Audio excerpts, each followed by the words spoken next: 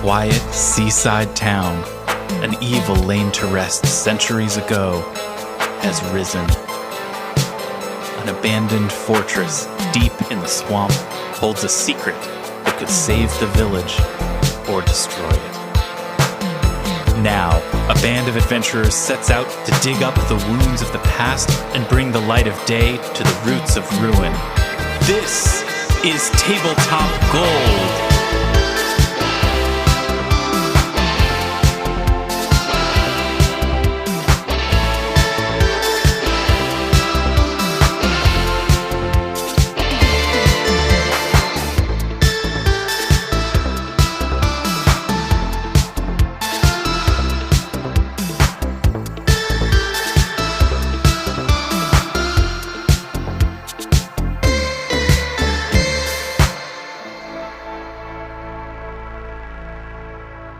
Hello, friends, and welcome to Tabletop Gold, episode 117. Whoa, whoa, whoa. Bum, bum, bum. Hans Zimmer. Right? Remember that trailer for Inception where it just went over and over again? Yes. Wasn't that cool? Now that you mention it. It was dope. They showed like a guy, and then it went and then they showed like a van, and then they went And then they showed the city going up at a right angle. Oh, yeah. To a thing. Yeah. What a great time that was. 2007 or whenever that movie came out. I'm Lars Casteen. Welcome to the show. Glad to have you here. We're going to have a great time today playing this tabletop role-playing game. And when I say we, I mean the following people. Robin Lange. Good that time. David, the Tin Man Chernicoff. Good that time. Zoe Chernicoff. Good that time. And R. Matt Humphreys. Good that time. So, guys, before we get into our show, we're just going to have a little chit chat. We're getting into the fall season. It's starting to happen. Avid listeners of this program know what that means. In the coming weeks, we're going to have something special, something with a good amount of flavor, a good amount of spice to it that we're going to be talking about. And we're going to be teasing it. We're going to be seasoning your ears with a little bit of flavor and spice. A little bit of autumnal flavor. Never mind, that's the dog days of summer right now. Well, no, but we're in the past. We gotta. Yeah, we're living in the past, but we start living in the future. Yes, but today we're not going to talk about that. I just want to tease it. I just want you to know, listener, that's coming down the old pipeline to you. But today we're going to talk about something else that is equally as important, if not more so, and that is donuts. We're talking about our favorite donuts. We're going to go around the horn. We're going to see what everybody's favorite donut is.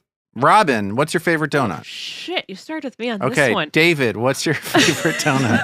Wait, no, I have one. Okay, Robin, what's your favorite donut? No. I'll answer for Robin. Thank you. So my students, once a week, we have this period, which is a nonsense period of the day, where essentially it's like snack time, and they all get in these little cross grade groups and just bring in snacks, and they bring in and every week, someone is always bringing in donuts. So there's essentially at that point of the day, 700 donuts going around the middle school. It's too many. So they drove me crazy. I was like, no, I don't want donuts. However, one of my dear students figured out, she one day was the one to bring in donuts for her group. And she came to me, she goes, Miss, there's one donut here that no one else really wanted. But maybe you'll like it. You like coffee. It's an espresso cronut. Cronut. What's the that's croissant? That's a croissant. That's the croissant donut. Now, I've never had a cronut before. And she hands me this thing, and it's like a tiramisu espresso cronut, and it was the most glorious thing I've eaten in my entire life. And bless that child, because then for the next 2 months of the year, she brought me one every Wednesday. Whoa. You got your favorite thing every Wednesday? Because it was nearly every Wednesday, because she whenever she was the one to bring in donuts, she would always pick up that extra donut just for me if they had it. Okay, so what grade did you give her? Let's cut was just let's get straight to it. Hey! Did it work? Yeah, you're I the cannot Clarence say. Thomas of donuts. She was in my homeroom, so she was in my homeroom, so it was not a graded class. Okay, fair enough. Clarence Thomas of donuts. Yeah, she was just like my That homeroom was- student, and it was. I still to this day always think about this donut now. There's almost like a. Was this still a donut? Is the thing I'm trying to formulate. Like it's a cronut, and it was like this super like elaborate and very like. Did you still when you ate it? Did you feel like I'm eating an amazing Yes. donut, or did you feel like I'm eating an amazing thing? No, well, Mm. ooh, because at no point did I feel like I'm eating an amazing croissant, but it's somewhere between Right. donut and thing Yeah. because it had the donut shape. And so it very much feels like a donut. Like I'm going to now look up like exactly what this exact Right, like did donut it cross was, some sort 'cause of it was so ineffable good. semiotic threshold into being like a delightful dessert treat that isn't quite a donut anymore or whatever? They're called cronuts, so it's like most of the DNA is coming Yeah. from the donut. They're not called dessants, right? Yeah, so it's basically like it's the layered pastry, but then it's still cut out and cooked the same way a regular donut is cooked. So the place it's from, if for any New Yorkers out there, Donut Pub. Donut pub, not hub, but pub. Donut Pub, yes. And the reason we like Donut Pub is because they're also nut free. Nut So, free. yay. Yeah. Yes, and my school's Oh. a nut free school. I was like, most donuts you So have to pay There's for. no such Yeah. thing as a free donut. Is what Exactly. I They thought you are said we nut like it because free, it's not so no free. and- peanuts, no. But my things like that. favorite kind of donut is It's a free donut. That was your answer to the question. Yeah, was, that's what's a your good favorite answer. donut one I don't have to pay for?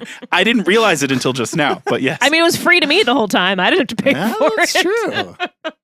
That's why you don't have to report them on your tax forms. That's right. And honestly, you're politicizing the donut exchange by even asking this question, Armand. Thank you. obviously you can only give 2.4 million of them in a lifetime before you start having to. Right. Declare. Yeah. David, is that your answer, Yes. the free donut? Or do you want to develop that further? I'll develop it a little further. My favorite donut is a pumpkin spice donut. No.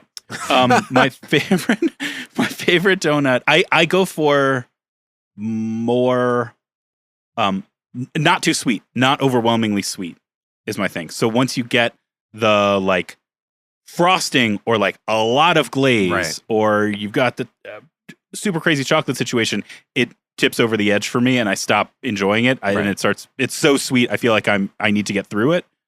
But so I often go for really, really kind of, what's the right word? Like basic, I don't know, trad Classic. donuts. Like, yes, clear classic donuts. Straight old fashioned, maybe like a not powdered sugar, but the other kind of grittier Like sugar a granular situation. sugar. Like the cinnamon sugar one. Exactly, cinnamon sugar. Totally. love If I those. look at the Apple glazed cider? donut situation, apple cider. If it's not glazed, 100%. Yeah. And who gets a I love glazed apple cider donut? donuts because nobody thinks you're weird There are a for lot of getting one animals out that's there, Robin. just You don't know what these people are up to. yeah. I have That's feelings. like just the cake. You know what I mean? Like it's okay if it's an apple cider donut instead of people being like, oh, you got a regular donut. So anyway, pretty straight ahead, dead center donut guy. Don't want it to get too elaborate. All right. Donut want it to. Zoe, how about you? Donut? Don't in. Okay. I am at my heart a Boston cream donut lover. Oh. My earth science class in 6th grade, once a week, sort of like Robin's middle school, one was tasked with bringing donuts, and I would always bring Dunkin' Donuts Boston cream donuts. That gloopy cream, I'm all in on it. I like that too. I'm into that as well. That's definitely my go-to Dunkin' Donuts donut. Yeah, I'm here for it. Yeah. There was a while there where I would get one every day before I went to work, and then I started feeling bad in my body. So I Ooh, stopped yeah, that'll doing catch up with you that. as an adult. Yeah. I feel like age 12, I got away with it, but Yeah. eventually that'll get you. Yeah. I'm going to jump in before Armette. I don't know if this is my favorite donut of all time, but it's my favorite donut right now. There's a place in my neighborhood called Ugly Donuts that sells Korean style donuts. Apparently it's a place that sells two things, donuts and hot dogs. And like, that's the sort of like, it's like this Korean street food sort of deal. Apparently, I don't know a lot about it, except that I go to this place and I get both of those items and they're wonderful. Is but it it's sort the of twisted kind? Yeah, kind of. Yeah, it's like shaped like almost like a horseshoe that's been pulled in on itself. That's a terrible description. Oh yeah. No, I get it. I totally that came into my brain. It's good. You can get it like stuffed with all kinds of stuff. I don't do that. I'm not really into that. But you get a little of the granular sugar packed onto it. They take forever to make it, and you get beyond furious about how long you're sitting in this place after having wrestled with a computer interface to place your order. But No, then I you miss get New this York. delicious donut. Yeah, it's an extremely New York situation. So that's my answer right now. These Korean ugly donuts, the Korean street food Alright. ugly donuts. Armet, donut. Yeah, I was going to say sort of a toss-up between apple cider would be like strict classic donut choice. But Here. there's this place near my folks' place in San Antonio called Just Fresh Donuts. And if you go there in the morning and get an apple fritter, it's biting into a slice of the divine. I swear to heaven. Just fresh donuts. This is interesting Mm. because Yeah. I had thought of apple fritter as a fritter, not a donut. But is a fritter like what's the Venn diagram on fritter and donut? I love an apple fritter. Would a combination croissant fritter be a A critter? critter? Yeah, that's right. Oh, wow. I want to go to there. Yeah, go to San Antonio and try to order a critter and see what it is that you get. I'm sure Oh it'll be fine. God, the things that'll come up in Texas. Well, you get a jackalope, buddy. A mythical animal. Oh, and that's just a listener. That's just a sweet taste of the potential delights to await you when we discuss the main event coming up in 1, 2, 3 weeks. I don't know for sure. We're still figuring it out, but I look at the calendar. strap in No, I didn't know. on this podcast, okay? Let's move on then, friends, to thank people for leaving reviews. We got this review at Podcast Addict. This is one of my another favorite review that we got. This is from Touchstone. They say, quirky, goofy, hard dad in mom jeans vibe is what our show has.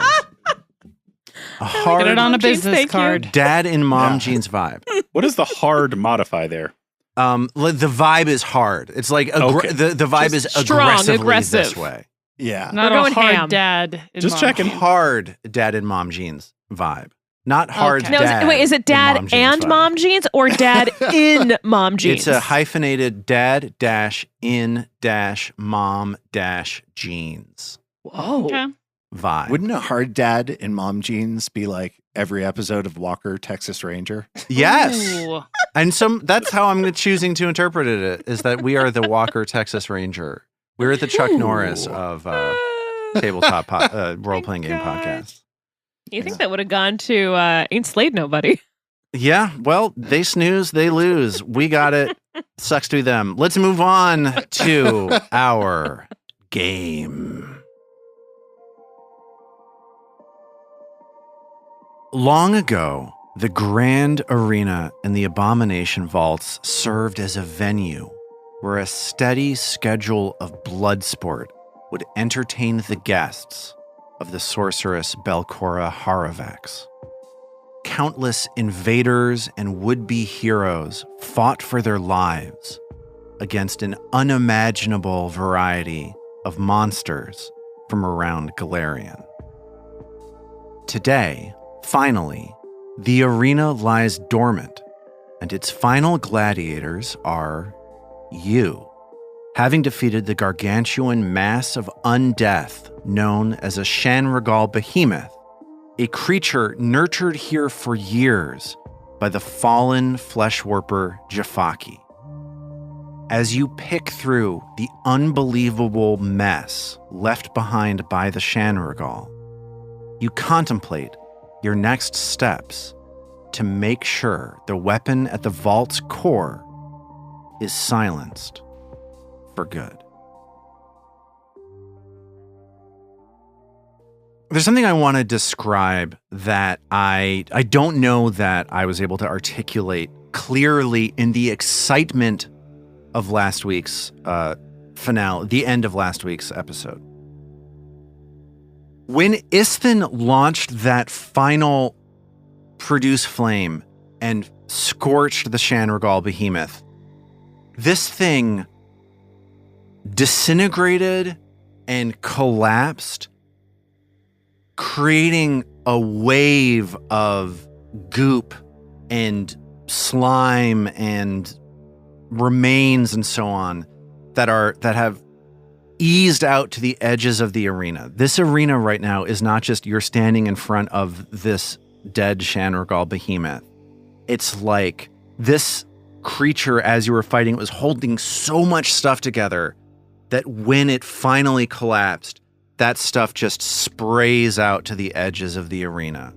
So the process of recovering from this fight and searching the arena is we talked a little bit about Ghostbusters, but it is the like picking through this widespread mass of dozens of years of horror that was encapsulated in this thing, and now it is spread across the arena gradually to be taken by the natural processes that happen deep underground. But for now, anyway, you have the ability to search through the area, prepare for your next steps, and so on. Are we like swimming No. in goo? This is what I'm imagining. I'm imagining that it's like there's like sand. This is a sand floor. It's the kind of thing where to search this arena, it's going to take a lot of wandering off in different directions, looking at things. Somebody maybe every once in a while stands up, holds something up, and is like, is this something? And then maybe it's nothing. Maybe it is something. But it's that kind of like picking through the aftermath of a really outsized thing. It feels like, has anyone, Robin, you have a cat. Okay. Yes. I like where this is going. Here we go. I don't know that I know there are dog owners aside from Robin, but there's the like sort of more pellety cat litter, and then there's the sandy cat litter where you have to really dig down, but then the pee is in like a little clump. Okay, Yeah. yep. I do know what you're talking about, actually. You have to get in there and kind of really sift around, and then you find the pee clump. And that pee clump, Lars, is what treasure have we found? Let's just cut to the chase. Okay, let's cut to the chase. So I'm looking for the treasure in the clumping litter. Cool. Yes, basically. And if you think about it, like, why do you think they filled this arena up with sand? It's probably similar reasons for why you might use cat litter in a litter box. Not to get too nightmarish about this whole thing. So, here's the situation. We did some medicine checks off the air. It's going to take about 70 minutes of AO tending to Mag's wounds to get her up to full health. Mag was hit very, very hard by the Chernicoff. So this sort of sifting, searching process is going to be happening while that's going on. The first thing that you uncover, buried deep underneath the sand, is something that looks like the horn of a ram. Oh. It's got like little droplets of water on it, and if you wipe them away with your sleeve, the droplets of water keep coming back. Like it is magically meant to maintain a state of condensation. And if you would like to spend 10 minutes trying to identify what this obviously magical item might be, you are free to give me any of the magical checks: Arcana, Nature, Occultism, or Religion. I got a blind Arcana from Isthan. He spends 10 minutes searching this over, and he very quickly gets a sense of what it is. It's something known as a horn of fog. This is a horn that you blow into, and it casts the second level obscuring mist spell, which is a spell that you can use to create areas of concealment and so on. So like the mist form elixir that you've been drinking, you can potentially get some of this effect by creating this mist of obscurement.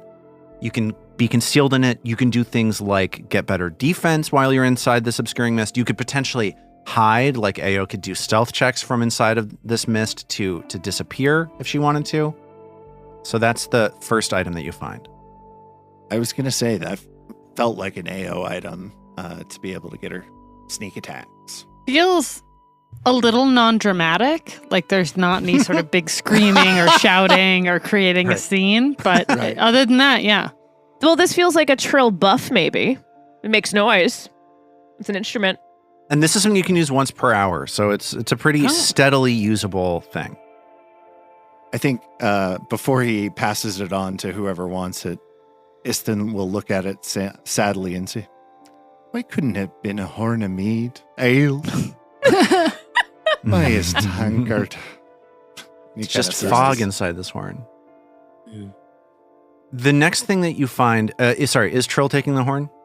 Or is Ao taking the horn? Yeah, Trill will take the horn, yeah. Okay. I don't know if I can. I think I might be nearly encumbered. Oh, you're definitely... that's not a problem. I'm you're encumbered mega all the encumbered. time. We will deal with let's that actually- off mic. Let's put it in the bag of holding for now. No! Oh, you'll take it? You Okay. just carry it, and Lars somehow excuses the whole thing. Yeah. That's Oh, I my like that. understanding. Lars hand waves it. It's just I like a that way test more. to see how much I care about the rules of the game. Ultimately, it's a That works look. great. Every new bit of treasure is an opportunity for a power play against me, and if you're not taking advantage of that, you're not playing the game right. The next item that Trill fishes out of the sand here is a sling, like the kind of sling that you would use to throw like a stone. This is it's made out of shiny brown leather with a single white thread woven through it. This is Trill identifies this with occultism. Got a check from Robin. This is something known as a caterwaul sling, another noise-oriented item. So you can use it as a +1 striking sling. Slings aren't like the most dramatic weapons, but there is a strange amount of like special sling bullets that get put in these adventure paths. So Hypothetically. like you guys found a sling of like bullets of light at some point, which you didn't have a sling because why would you? Why? Now you do. This sling, in addition to being a +1 striking sling, has a feature that you can use once per day. It's a 2-action activity. You pull this white thread that I described free, and then you twirl the sling around super, super fast, and it lets out an ear-piercing wave of sound that does a 30-foot cone with sonic damage, and everything within it needs to make a fortitude save. Any creature that fails is deafened for a round or deafened for an hour on a critical failure. That's awesome. I mean, Trill could use a ranged. She has no ranged weapons. That might be good. Do love money, though. Money's great. And you are massively overburdened, so just keep that in mind. Yeah, I gotta get rid of It some of hasn't this mattered shit. so far. Did somebody call a hefty hauler? Oh, damn it. You made me encumbered, Lars. I didn't make you encumbered. I didn't make you anything. You just added it to my No, I status didn't. effects I now. haven't added anything. It wasn't there last time. And it's not there now. I'm seeing it on Boundary. It says What are you encumbered seeing? and clumsy in my top right corner. Maybe It you were says already encumbered. You are I already was not there encumbered. last You're carrying 6 bulk and 7 light of your 5. Get it. I'm a gnome. I'm little. Well, there's the hefty Dave to source David to quote David Chernicoff.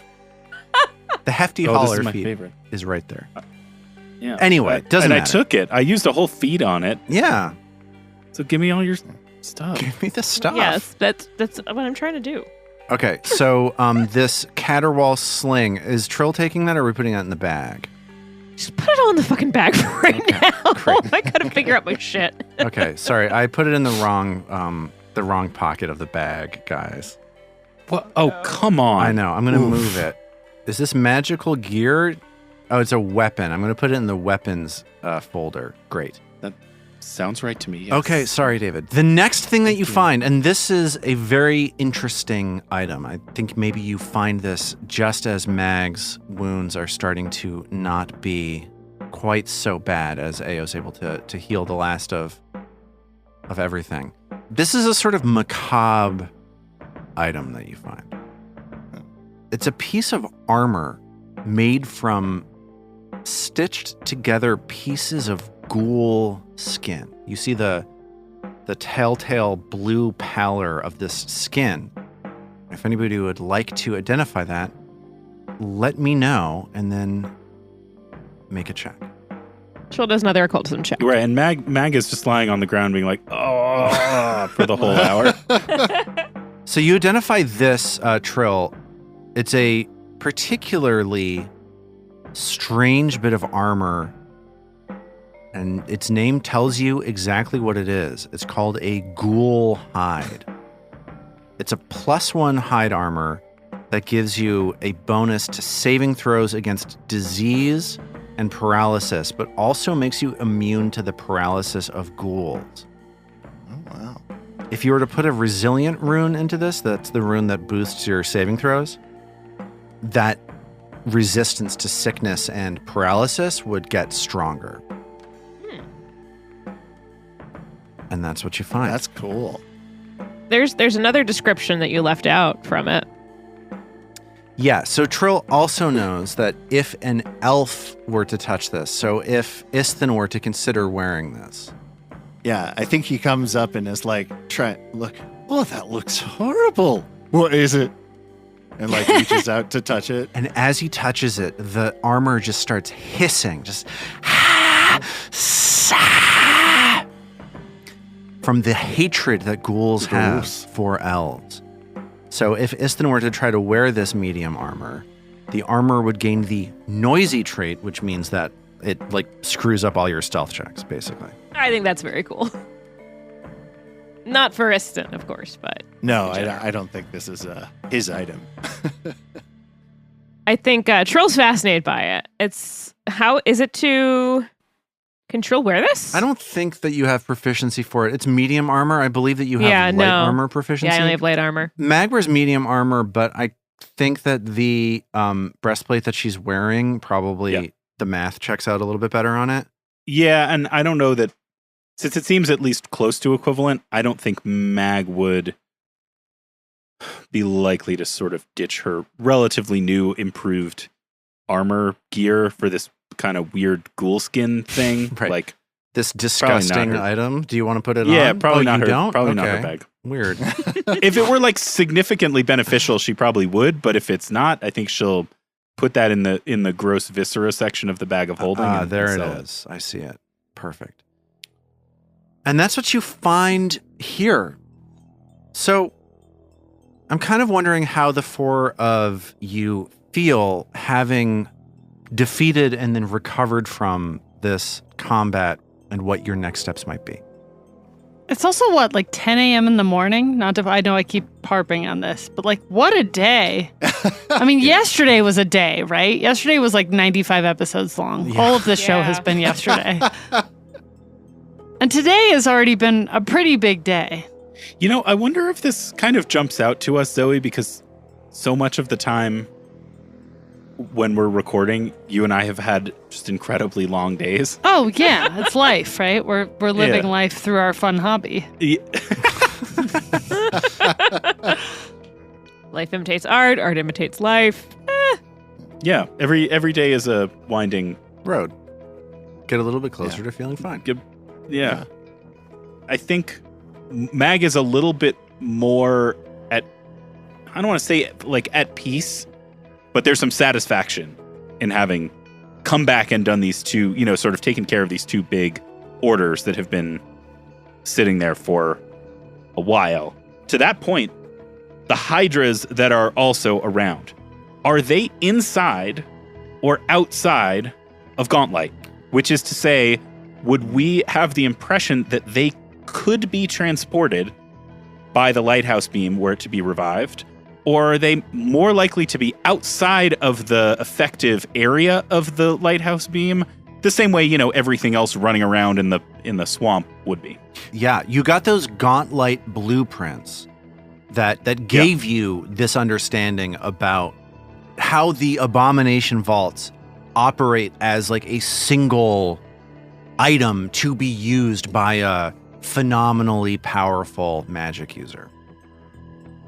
And I think that based on the group's investigation of that and your reconnaissance of the area to the north of this floor, I don't think that you have any reason to believe that the hydras in the lake outside of the walls of the Abomination vaults would be transported were Gauntlet to be activated at its highest level such that it teleports everything from Gauntlet into Absalom. It seems like the hydras are not a huge concern there.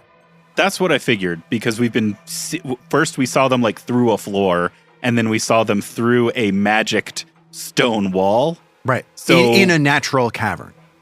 Right. So I think given that Mag's heightened vigilance about, well, if we've seen it, we gotta smush it, because otherwise it can be transported out of the lighthouse and into like the civilized world. I don't think would apply to these hydras in the same way as either Jafaki himself or the Shanrigal behemoth, which couldn't just be left there. So I think Mag's kind of like good for the day, and at that point ready to keep rolling, which presumably means, down deeper. I'm curious where everybody else is at, but that's where she starts from as the last of the revolting entrails of the Shanrigal are lovingly daubed from her revived form by Ao. One gauze bit at a time. Just thanks, babe. Don't call me babe. Ao says, staring at Mag intensely. Sorry, I'm still a little dizzy. I think now that we've dealt with the flesh warpers, that Trill is feeling very passionately about hunting down the Motley Man. So it sounds like, unless anybody else disagrees, which please do if you do, it sounds like you're talking about moving down into the 7th floor. 7th circle of hell. Yeah. There's definitely an appeal to Hydra fighting, but if everyone else is ready to roll, I think he's, with his new cooperative nature, ready to go along to get along. Oh ho. Aww. Ao's mindset is sort of like, do any of you guys remember like the day after graduation or the day after Christmas? No, me either, right? You don't remember. It's like the big event has happened and she's just sort of in a stasis. Oh. She just needs to be like, distracted. Whatever, like she's achieved the thing she wanted, but it hasn't solved everything, right? So it's sort of like, what if someone else is like, we're going here? She's like, oh, okay. Like, I guess we go do that. It's Boxing Day. It's Canada. I don't know. Let's go to Tim Hortons. Get a donut. Sounds great. There's a strong feeling of things being after something. It doesn't seem quite so real at the moment. Yeah, like a liminal period, I think, for her. Okay. So if the four of you are interested in moving on downstairs, you've seen stairs that go down in two places. One is the circular staircase that has connected the 5th floor down to the 6th floor, and that you've seen stairs going down to the 7th floor. This was the viewing area that looks out onto the Hydras where you fought your first Sugathi. You've also seen another set of stairs in the room where you fought the Urnikurs, which was due west of the Warped Brew Tavern. This was a room that when you went there, you were able to tell that it showed the signs of being like a prisoner processing, like a holding cell with lots of chains, manacles, clamps, etc. attached to the walls, but that it also seemed as though there was combat there, potentially between the Flesh Warpers and another, I think you discovered another sort of diabolical force. The demons, right? The devils, yeah. Devils, sorry. Devils, demons are different. And there were two sets of stairs leading down there. So those are kind of your two choices right now. If the four of you are interested in going down, you've got this. Did you say two choices? Two choices. You've got this. Isn't there also stairs down near us? No, I think that we mistakenly called those stairs leading down near us, but those were staircases leading up. There's a set of stairs leading up near that testing room where you fought the Distraction. Hmm. Yeah, I thought those were down. Okay. What do you guys think? Which of the two should we go for? Maybe this is a little metagamey, but I feel like the ones leading down on the other side will probably take us to a specific like kind of room. I don't know. You mean Maybe- the circular ones or the ones where we saw the Urna Curse? The Chernicoff ones were the ones I was thinking about. Whereas we'll probably get like a landing, I'm imagining much the same kind of circular platform which will then probably lead out. Can I say, to the this rest of the doesn't level. seem Yeah. metagaming to me. I think this is plausible as something that Istin would be thinking if you want to Right, big present it broad that way. stairs kind of lead you to a big broad place, and little specific Yeah. stairs lead you to a little specific place, right? Now, I can't help but feel that when we take the more specific stairs, we tend to have the element of surprise Wrought upon us, or that we bring with us. that we bring with us. Okay, I'm okay, that's surprised a better there's- way to do I'm it. Yeah. I'm surprised Trill hasn't found any secret stairs down anywhere. You haven't. You have I not. like little and specific. I don't know. I'm always in favor of something slightly more strange. So true. You do love little weird stuff. Yeah, it's like my Yeah, I thing. feel like we've done well with not going down the expected stairs. Yeah, and we usually find our way back to them anyway. So, yeah, Istin's up, and I am up for whatever. Urna Curse stairs? Plus, Lars is less likely to have prepared those, or maybe more likely at this point. It's Lars an is looking interesting. really frustrated that we want to go to those stairs. Let me tell you, these episodes where it's like, well, we kind of wrapped up this one floor. Let's go to another floor. Those are the hardest prep weeks for me. Because it's like, I have 9 possible ideas for things that you might do. What the fuck are these assholes going to do to me this week? Yeah. But I mean, this is one of those situations where I'm grateful for the fact that there are only 2 stairs going down. Should we head back out Yeah. and look around in the forest for Jarl Mesmin's wolf? That's a good idea. Oh, that's awesome. What if we just go back through every single hallway and Trill keeps looking for secret doors? Yep. Yeah. Yep. We're going to find Okay. something. So you do that, and now you're back here at the stairs. Noted. We're too encumbered to find stairs. Understood. Everything's too heavy. Do we have a wolf with us, or like how'd it go? You have a wolf, very shy, lurking right outside the door of every single room you go into. It's weird. I'm joking about Jarl Mesmin's wolf, but it has at times gnawed at me that we didn't try to like turn it into our little. We pet. did. Trill kind of did. It didn't work. Well, she kind of did, but we didn't keep She it. rode And we it. were like, okay, now that it's following us around and maybe it'll occasionally bite stuff for it, let's let it free in the woods. I mean, I get why we did it. It had a hard time. None of us has a familiar trait, so Okay, so the We next could have kept 15 it. episodes we'll be out in the woods looking for the wolf, trying to And I'll be befriend it again. retraining to a Lars, do druid. you have that on your list? Yeah, it's right here on the list. Out in woods for looking for Yep. wolf friend. Prepare woods module. Done. Good. Did it work, or is it like the troll secret doors thing, and we're still back at these stairs? Oh yeah, you're back at the stairs. Maybe now that Lars has been thinking about what's below these stairs for a while, you guys want to go do the other ones? Oh my god. Yeah. Yeah. Okay, so the 4 of you start heading down these stairs. There are a couple things that catch your eye when you move down these stairs. There's a soft red light that fills this hallway as you step into it from the bottom steps of these stairs. There's this dim red light flickering off of these glowing kind of like diabolic symbols carved into the stone walls. And you can see that the ceilings are a little bit higher here. The ceilings stretch about 20 feet above you.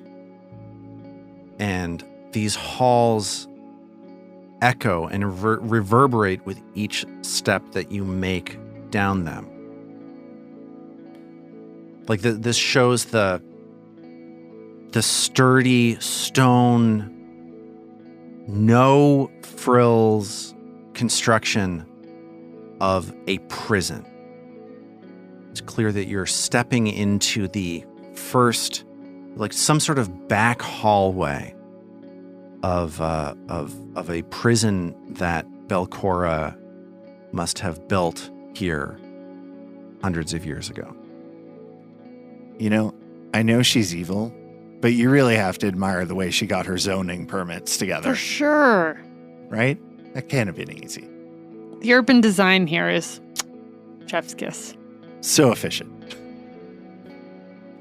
Well, I mean, you do know from Belcora's background that she's a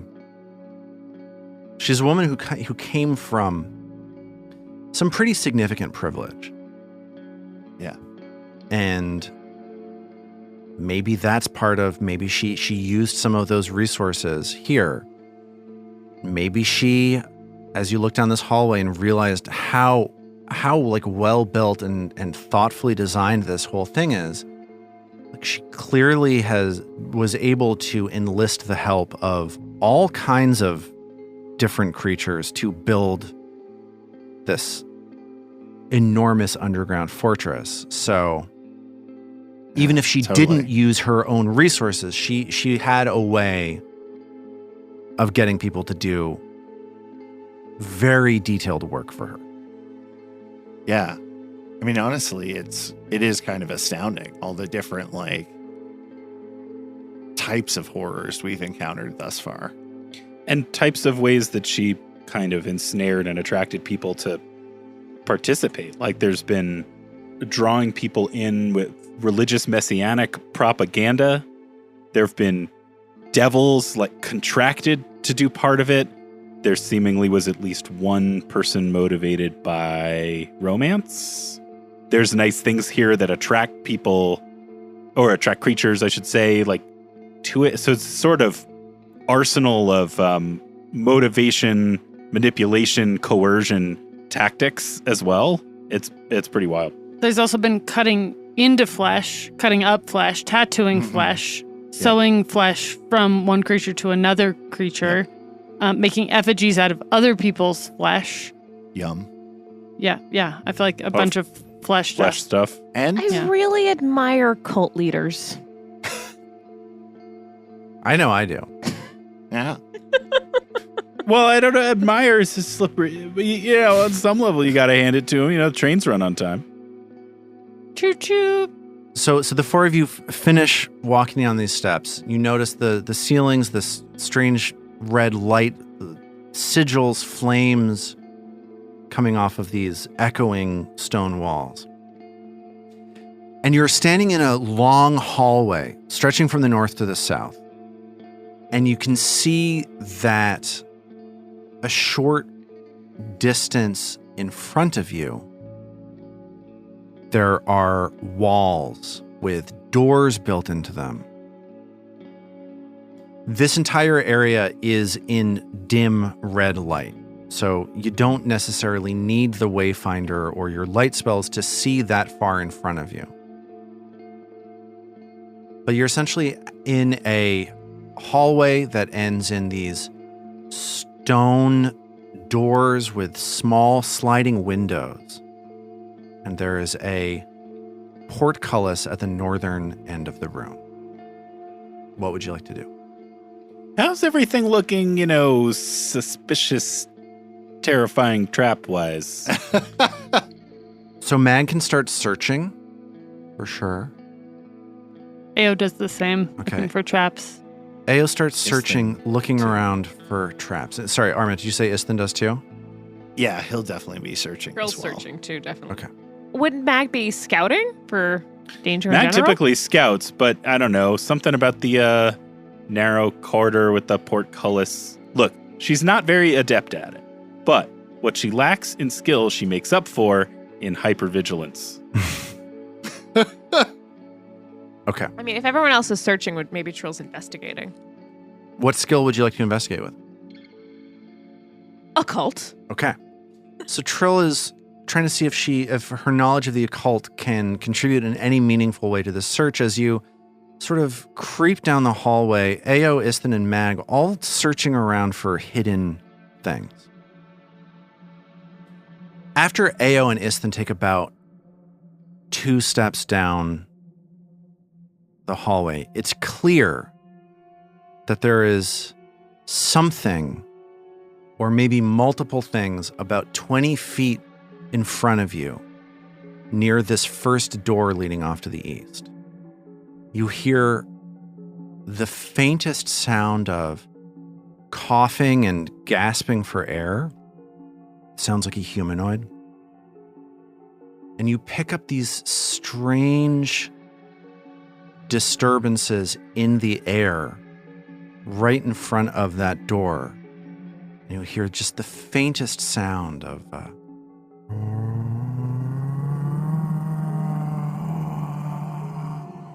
Of what?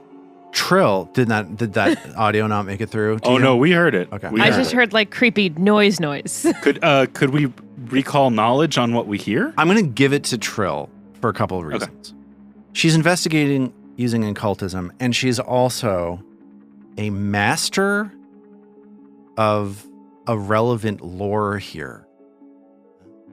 Is it astrology lore? Oh no, sorry, that's me. It's never useful. No, I wouldn't count on that being It's is it my haunt lore? wisp lore. No, it's it's wisp lore. lore. Oh, I thought this might be haunt lore for some reason. Oh, And cool. Ao and Mag are both very easily, like, get a very good sense of what's going on down this hallway. And you get the impression that a few steps away from you, there's one, maybe more wisps lurking at the outside of this door with this coughing, sickly creature on the inside of it. Gnome obsession, so good. And I'm going to ask you from now on, in order to not be seen by these creatures, I'm going to ask you to move stealthily. Ooh. So if you want to avoid notice, great. You can avoid notice and try to creep up. If you'd rather just launch an attack, you can do that. But this is like that situation where you stumble into this hallway, and you realize, oh, there's something here. And I imagine that all of you are probably inspired to go silent at that moment. Except for Isthon, who's just chattering away. And this one time. He actually put on the noisy armor. yeah. Right. There's the Yeah. cry of a ghoul echoing around the room. You know, there's just something about it that makes me feel better about myself. You know, like something's noticing me. Mag stuffs a clump of like granola into his mouth. Oh, that's good. So I think if we're going to approach, Mag would do some follow the leader, like on somebody who's better at stealthing than she is. I guess I'm just wondering, like, don't our casters have in their arsenals various things that are like very wisp optimized? I don't know. Is there some way we can like zap them from back here? Kind of. I mean, there's only so much actually that casters can do against wisps. The main thing about wisps is that they are immune to spells Yeah. with a very small list of exceptions. Of exceptions. And Okay. guess what? All right. Trill has those exceptions. Ew. Cool. Oh, can I call a huddle? I've always wanted to call a huddle of teammates. I had this idea. I was thinking last night if about a formation we could use. So if we put Mag as the tip of the spear right at the point, then I'm following behind her maybe about 5 feet. And I can cover her and anything because I'm at the length of my staff. And then we have Trill and Eo or Nerman, I suppose. You know, whoever's feeling most important at that moment. On either side of us, kind of like an arrowhead, I can cover them and with my staff as well. And we could use ranged options from the back. And Mag and I can hold anybody off at the front, like a shield wall. Is it brilliant? I've been thinking about it all night. We don't have to do that right now, though. Not a bad idea? Okay, I'm imagining the four of you have drawn back onto the staircase to have this huddle. You're not doing this right in front of these wisps. Correct. Okay. Yes. Absolutely, yeah. Yeah, we I imagine Iston was like quiet for 5 seconds, like kind of do a head tilt, like get us back to the Yeah. stairs. Which probably in and of itself is so unusual. You need to check in on that. Right, everyone's like, is he stroking out? What's happening? Exactly. Like, and then he's been like scratching out with the base of his staff in the dirt like a football play. Oh my God, yes, totally. Little squares with like circles with X's in them for the Yep, totally. arrows and And it makes no sense whatsoever. no, I think I followed it. Mag, you're in front like usual. Yeah, that's I stopped listening after that. That's great, because that's all you need to do. I'm trying to think of who Ao would turn into, because I don't think she'd just take the suggestion to be Norman. I don't know. She turns into looking like a sort of general elf, half elf character to semi-mock Istin, semi-applaud him because she's a teenager and it's all confused. So Istin realizes that Ao looks sort of like Istin now. Is sort of the situation. Yeah. For reasons that literally no one can pin down. I think he'd put a hand on her shoulder and look her very sincerely in the eyes and say, "You look great." Okay. So you start creeping down the hallway. Is anybody trying to be quiet as you're doing this, or are you not going to do that? Because if you are trying to avoid notice, I'm going to ask you to roll stealth for initiative. Yeah, Trill would definitely be being stealthy. Okay. Sure, let's sneak up on the Yeah. apparent wisps. So David, you mentioned before that you're interested in potentially following the expert. If you want to do that, you can follow either Ao or Trill's lead. And Am I able to do that even though I'm physically ahead of them? Yeah, I think Or does so. that mean I have think to be? that's fine. Okay. That's fine. I'm just mimicking. I'm tiptoeing in front of them, Exactly. but mimicking the way they tiptoe. Yeah. Exactly. Well, you can see Istin, so it's like you can see Ao, who doesn't look exactly like Istin because the rules don't allow that, but looks enough like Istin that it's like a game of telephone. Okay. Should Zoe and I both roll a stealth check? Yes, you should both roll a stealth check, and I will take that for your initiative as you try to get the drop on these wisps. And for Mag and Istin, if you're interested in doing this, to follow the expert, Yeah, absolutely. you'd add your dexterity modifier, which is whatever that is, plus your level, which would be 7. And if you're following Ao, you add a +2 to that because she is expert in stealth. Okay. That was a great laugh. Well, it's So much so joy. funny. After all that thought and care, I just rolled a natural 20. Yeah, so somehow, Stealthy as hell. stealthy as hell, Magdaruna Lacewing Ninja. and Armat, what did you roll for that stealth check? Istin actually got a pretty good roll. He got a 15 on the die for a 24. Okay. Which for him is unprecedentedly stealthy. Okay. Well, I've already done it, so let's play the thing. Yeah. Roll for initiative. So as you approach these wisps, trying to sneak up, you start hearing again that faint.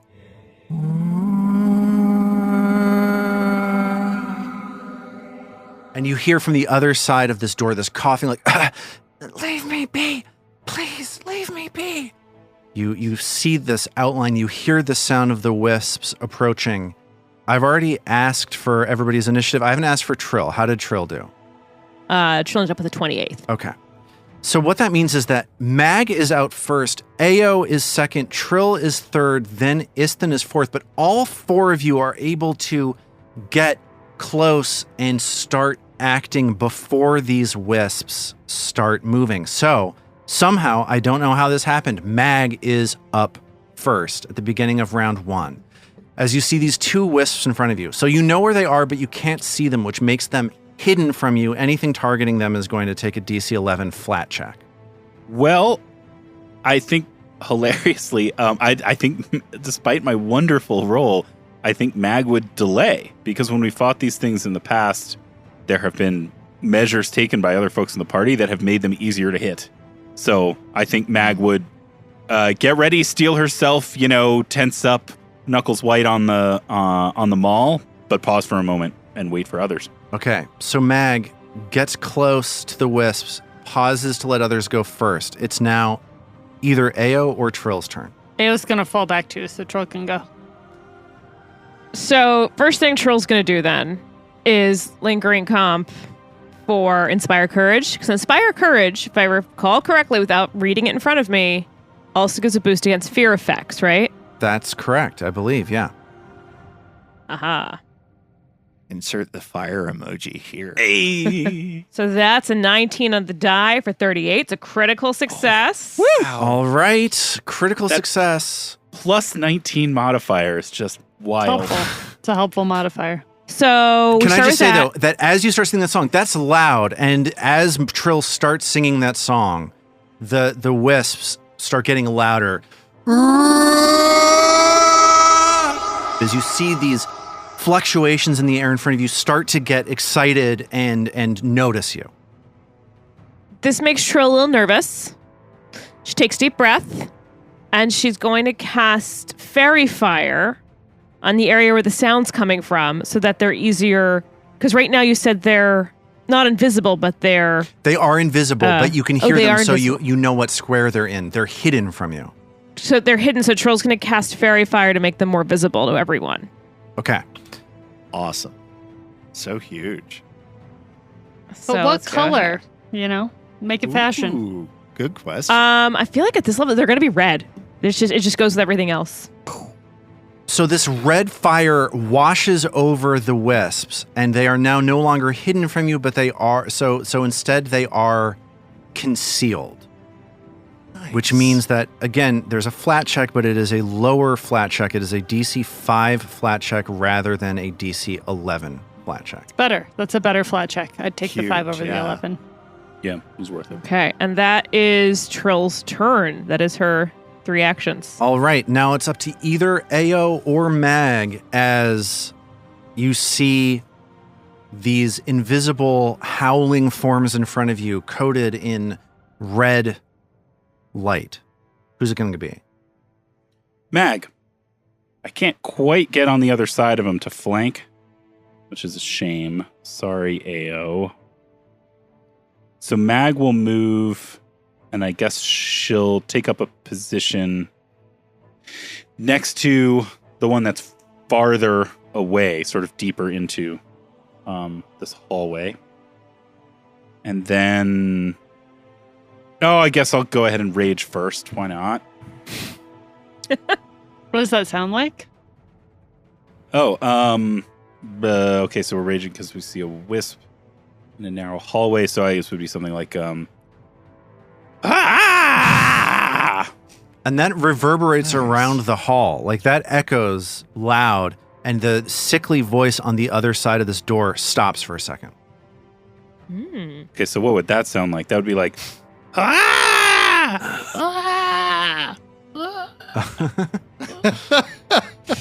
All right. Exactly. And then with my third action, I'm going to attack the one that's, again, like further north up into this hallway, kind of farther away from everybody else. I guess I also need to give you a flat check for that. So the flat check is an 8. Flat check, that 8 passes only because of Trill's Fairy Fire. Fairy Fire. Thank you, Trill. And then it's a 34 to hit. And that's going to hit. You can go ahead and roll damage as you feel the rage coursing through your veins and you slam into the Will-o'-the-Wisp. For 27 damage. And that sends this flying creature slightly a kilter. Is that a word? And it just... Sure.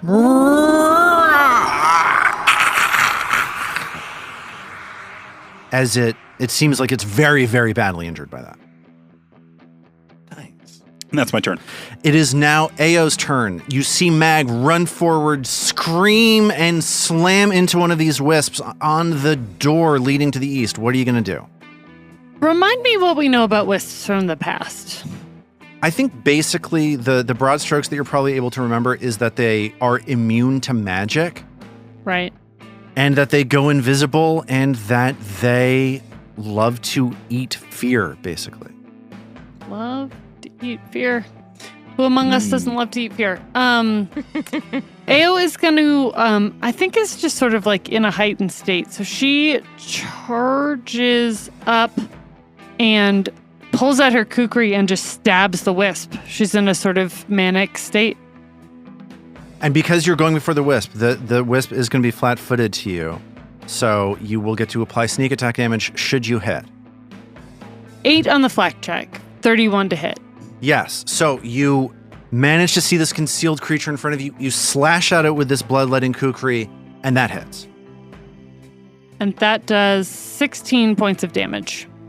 So Ao and Mag run up quickly, twin strikes against these two wisps. I think that's 3 actions, right? You ran up, you drew your deal, and then you attacked. And that means that it is time for the wisp that Ao just attacked to go. The first thing it does is it turns around, faces towards Ao. Ao gets the sense of this like strange presence in front of her, and it just bellows.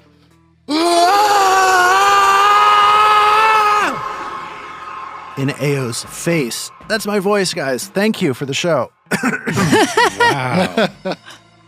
It screams right in Ao's face and attempts to demoralize. That's a 2 on the die for a 15 versus Ao's will DC. Not going to do it. Okay. I'm so sorry. So Ao is not frightened as this creature crackles with electricity and attempts to shock her. That one's a 26 to hit. That will just hit. And Ao feels this jolt of electricity rush through her body as she takes 13 points of electricity damage. Oof. I feel like you see a little spark fly out from her hand as she does it. And it does it one more time. Does all her fur stand up too? Yeah, right. Back of her neck is just. Well, she's Istin, so I guess Picturing no. something very cartoonish. And another Sorry, jolt not of Istin. electricity as it tries to get her one more time. That's a 23 to hit, 11 on the die. Oh, just misses. So Ao gets jolted once and withstands the bellowing scream of this will-o-wisp, and it is now Istin's turn. Okay. Istin will stride up to stand beside Ao, will strike at the wisp that Mag injured. So you're reaching past another of these wisps, so this creature is going to have lesser cover to your strike.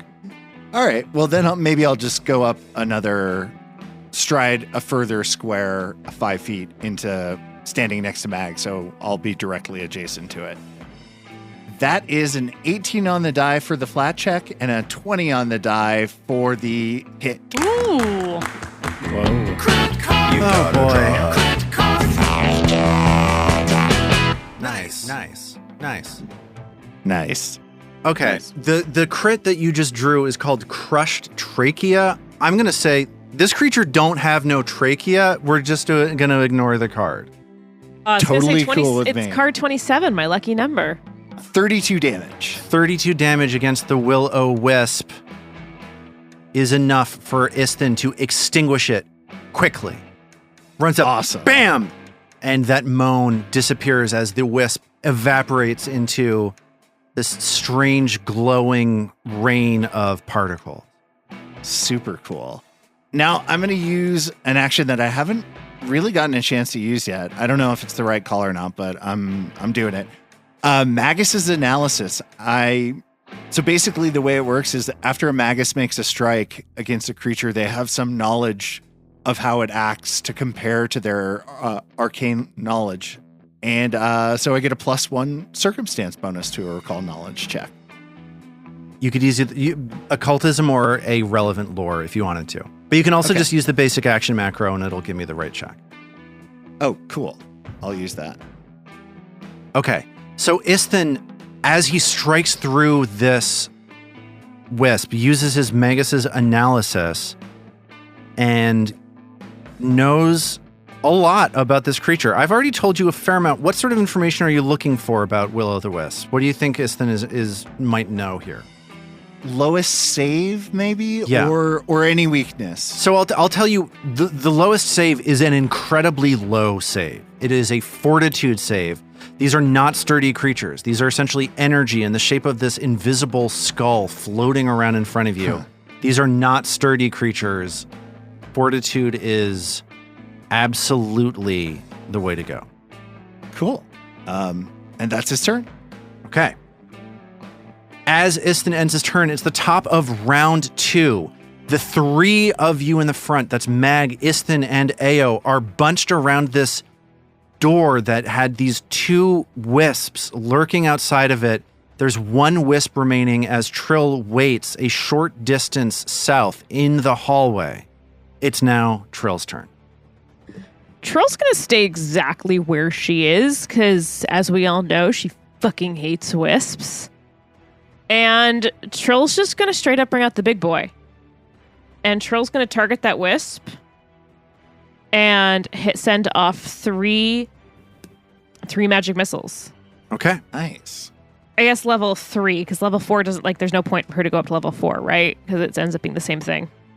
6 missiles dart out from Trill and fly unerringly to their target, being this will-o'-the-wisp. How much damage did you do? That's going to be 21 damage. And that's actually going to be 22 because of your Inspire Courage. Oh, nice. Okay. And you see the shape of this skull floating in front of Ao, Mag, and Istin's face, illuminated as it takes zip, zip, zip, zip, zip, zip, zip, hit after hit after hit of this magic missile, and strange dust, this energy floats off of it, but this creature is still up. And with that, it is now Mag's turn. Let's hit it. Finish it off, Mag. I sort of want to like have a little fun with it, and Like a cat and mouse. like slap it to death or something. And that's the episode we became orcas. Challenge it to a game of croquet. See how it does. I actually am going to play croquet with it, Yeah. in the sense that it will be the ball. Yay! It's a 7 on the flat check. So the attack goes through, but it's only a 21. 4 on the die. 21 to hit? That misses. Mag, getting a little cocky, misses with the maul. Okay, all right. Well, we don't have to metagame. All right, that's a 13 Sorry, I on the cut you flat off. check. Doesn't matter. It does all the Nice. No. Nice. I think we should take a moment for how cocky the will-o'-the-wisp got, shouldn't we? Where this is bludgeoning, this crit is called a breathless. The target is fatigued. I'm going to guess that's not going to matter. Let's go ahead and roll critical damage. It will 50 damage do it? Yes, 50 damage will do it as Mag swings once, misses, and then just BAM! Sprays the energy off of this will-o'-the-wisp all over the door that you had been inspecting, that you found these 2 will-o'-the-wisp in front of. I feel like the first strike, she tried to do something like really elaborate and fancy. You know, like she tried out a new move and it just kind of didn't really work. And then she got extra peeved and has, let's say, uppercutted it. Splatted it right onto the ceiling. So Trill comes up and spits on the wisps. Mr. Door, are you okay? Ao says, like, as Istin, not Istin, but something like Istin, feeling around on the door. As Isthanath. Istin. You've really never looked better. So you hear the sound again, and the sound resumes from the other side of this door. And just to let you know, this door is like a heavy stone door. If you put your hands to it, there's a faint sort of feeling of heat to it, but it doesn't feel natural to you. And there's like a little bit of red light sort of creeping out of the edges of the door. But this is a stone door that's been bound in iron. This is a heavy, heavy door with like a small porthole in it, like a small sort of window of like blackened glass. That's almost like a porthole that you can see through. Can Ao see anything when she gets up to the door? You can detect that there's something on the other side of the door. There's a creature on the other side of the door, but the window itself is so scorched that you're not able to get much detail beyond that. But you do hear this sort of heavy breath, like on the other side. I think they need us. We've got to get in there. And Ao starts fiddling with the door to see if they can if it's Oh, wait. open. Wait. We don't know what's behind there yet. I'm Don't sure it's open it fine. just They're yet. gasping. No, but we need to. So over Trill's protestations, Ao pushes the door open. It's not Awesome. locked. We're here to help. And she has her gauze out at the ready, but as this then. And as you open the door, there's a little flicker of fire around the edge of the door as it opens that then fades away. And you see that you're looking into a cell, like a prison cell. And manacled to the floor, you see a woman with pale, grayish pink skin and two horns coming out of her forehead. And she looks at you and she just says, "Water. I need water." And we'll pick up from there next time. Oh, I'm so excited.